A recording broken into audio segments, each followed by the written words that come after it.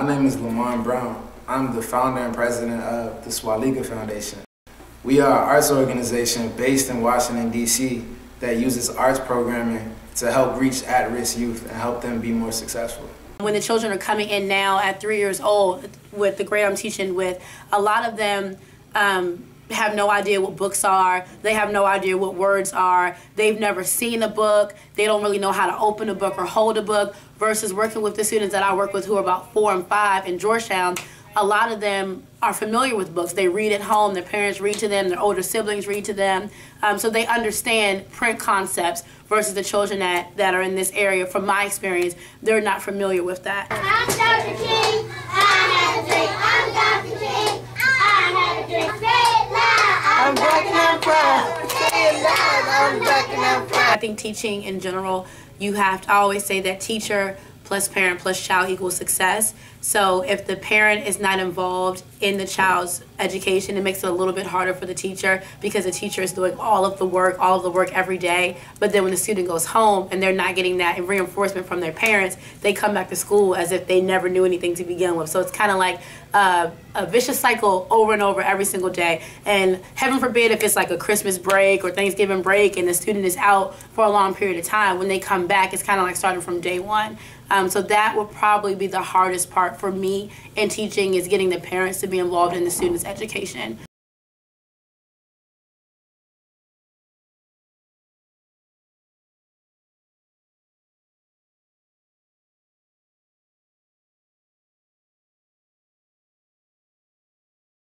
So what makes Swaliga different is that we represent all different types of ethnic backgrounds, all different races and religions.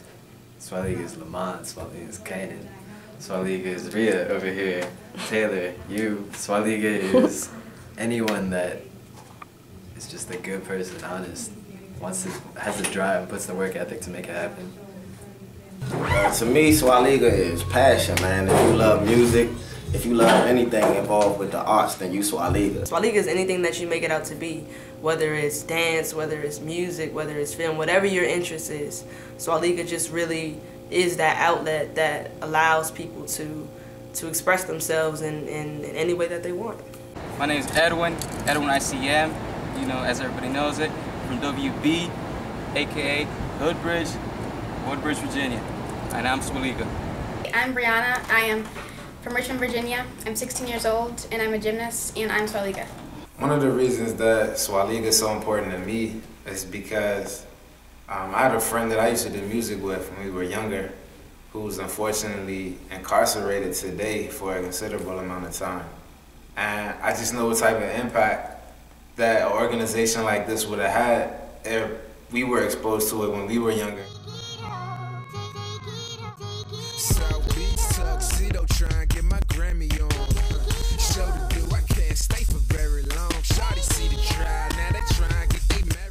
In my teaching in Chicago, I realized, wow, there's also a disconnect in science and math, and that I could literally use the arts, that I could use musical theater, I could use music to teach math and to teach science, and to demystify big science words like scientific method, which leads to hypothesis, then you have to prove it. So I started creating curricula, music raps in all science content areas, and they started being used nationally, whether it was for organizations or for television shows, NBC for kids, and writing for museums. So demystifying science with music. We've seen it. It's been done all of our lives, whether it's been through Schoolhouse Rock, whether it's Sesame Street, or even when we start teaching kids at the very basics of the ABCs. We never just recite them. We had them sing them A, B, C, D, E, F, G.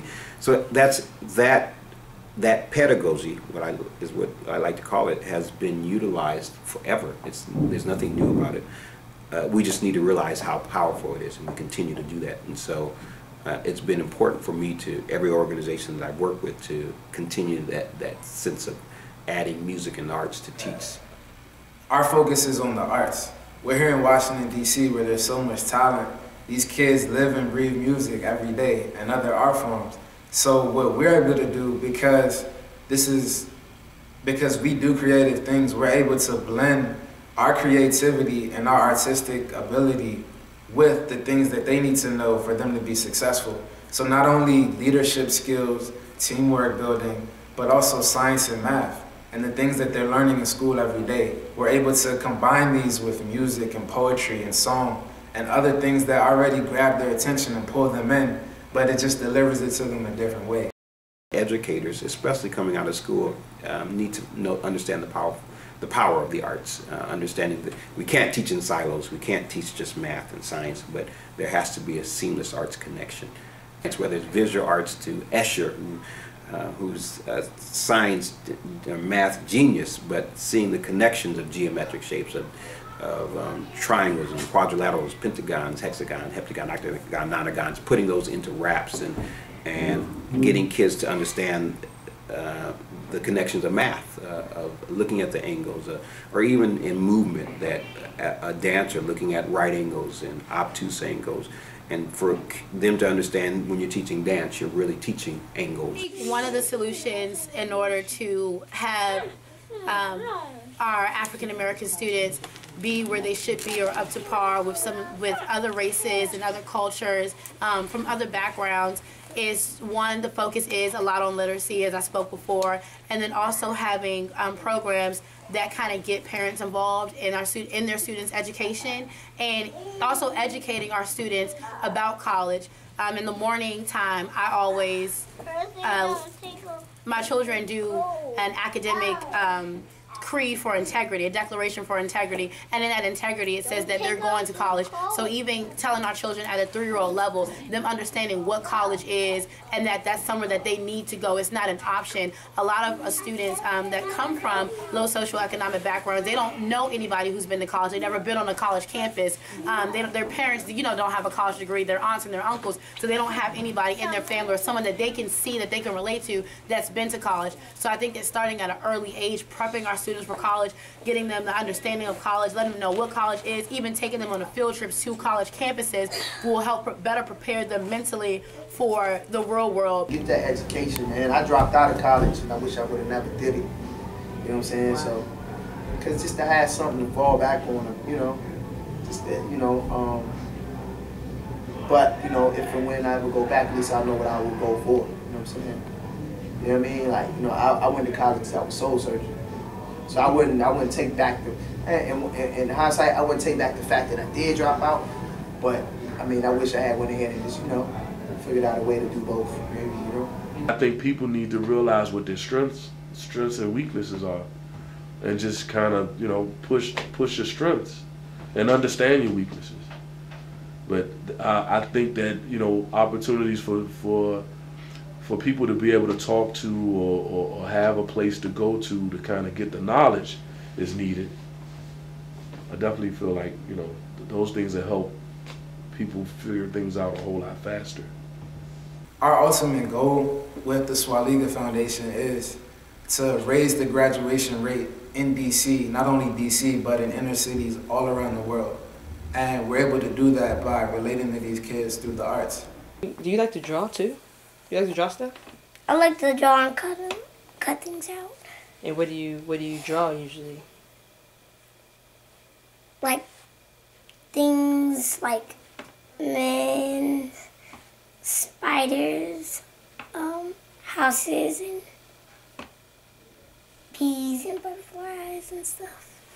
And wrestling champion belts. Be a doctor. That's what you want to do? Are you just saying that? No, if I can't be no sports, then I'm going to be a doctor, like Shiny to my mom. Is that what you think you would like doing? Yes, if I couldn't play no sports. And why would you want to become a doctor? Because I love helping people.